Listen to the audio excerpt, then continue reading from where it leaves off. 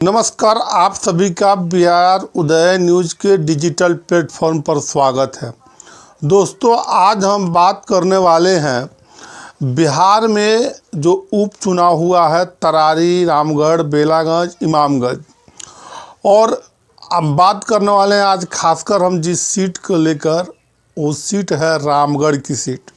रामगढ़ की सीट के ताज़ा एग्जिट पोल क्या बता रहे हैं, असली वजह क्या है, कौन वहाँ से हार रहे हैं, इस बारे में हम आपको बताने वाले हैं।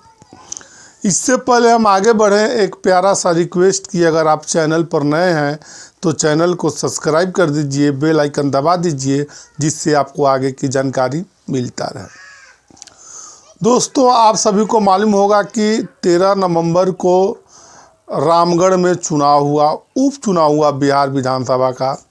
क्योंकि आप सभी को मालूम है कि वहाँ के विधायक जो थे रामगढ़ के, सुधाकर सिंह बक्सर से अब एमपी बन चुके हैं, अब वो लोकसभा में जा चुके हैं और इस एवज में वहाँ पे उपचुनाव हो रहा है। अब हम आपको बताते चले कि इस उपचुनाव में लड़ाई रामगढ़ में चौकोनियों हो चुकी है। और चौकोनियों होने के साथ साथ क्या है, इसका एक एक चीज़ हम गुना भाग करके आपको बताएंगे और समझाने का प्रयास करेंगे। वीडियो थोड़ा लंबा होगा, वीडियो से कहीं जाइएगा नहीं, वीडियो में लगातार बने रहिए। आप सभी को मालूम है 13 नवंबर को उपचुनाव हुआ। उस उपचुनाव में महागठबंधन के ओर से छोटे भाई और प्रदेश अध्यक्ष के छोटे बेटे अजीत सिंह को महागठबंधन ने, आरजेडी ने वहाँ से उम्मीदवार बनाया। और दूसरी तरफ एनडीए गठबंधन से बीजेपी ने अशोक सिंह को उम्मीदवार बनाया।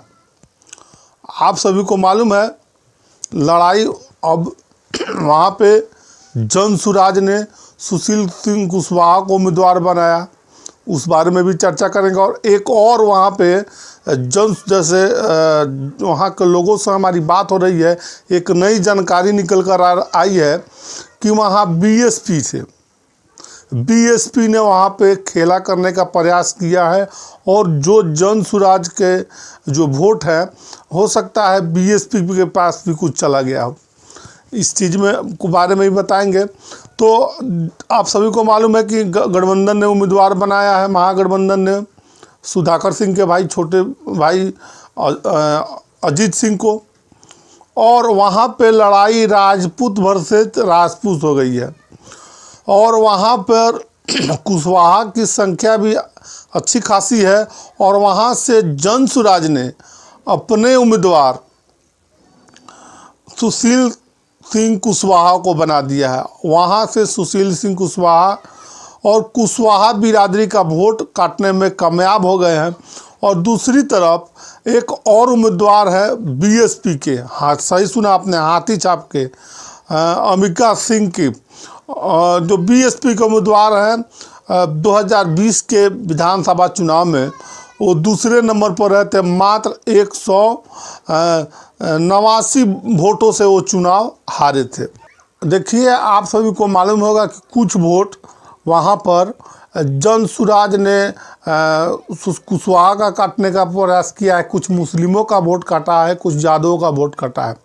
और एक तरफ बीएसपी के हाथी छाप ने भी अच्छी खासी में अपनी मौजूदगी दर्ज कराई है। हाथी छाप के जो उम्मीदवार है पिंटू यादव, शायद पिंटू यादव उनका नाम है, और अमिका सिंह के शायद भतीजे हैं। तो रामगढ़ में अब सबसे बड़ा सवाल है कि राजपूत ने किनको, एनडीए को वोट किया है या महागठबंधन को, लेकिन वोट तो ज़रूर दोनों तरफ हुआ है। वोट बढ़ने के एवज में हो सकता है रामगढ़ सीट, हो सकता है आरजेडी लूज कर जाए। आपको बता दें वहाँ का जातीय समीकरण भी इशारा इसी ओर कर रहा है। वहाँ पर जैसे मैंने बताया स्वर्णों की भी अच्छी खासी है, तो 2 स्वर्ण राजपूत समुदाय से लड़ाई आपस में लड़ रहे हैं। हो सकता है रामगढ़ में कुछ खेला हो। खेला होने के साथ साथ रामगढ़ में एक अलग लड़ाई देखने को मिल रही है।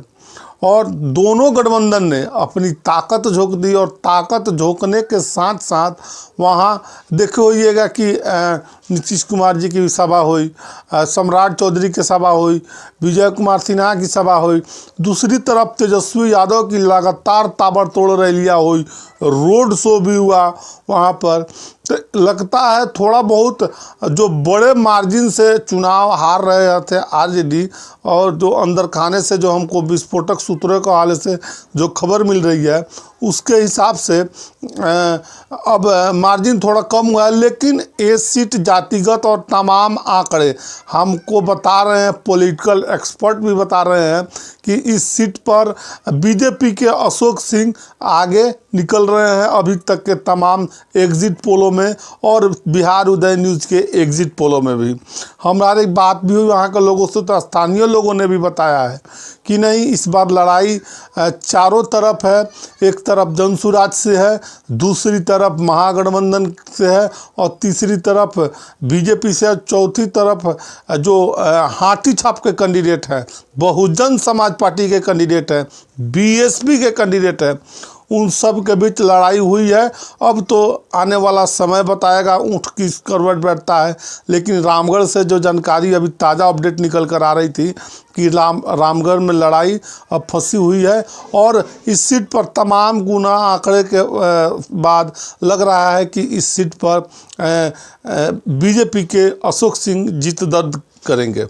तो बहुत बड़ी खबर निकल कर आ रही थी, तो हमने आपको बताने का प्रयास किया है। बाकी आप इस वीडियो के बारे में क्या सोचते हैं कमेंट सेक्शन में कमेंट ज़रूर करके बताइएगा। कमेंट सेक्शन खुला है। आप सभी का बहुत बहुत धन्यवाद।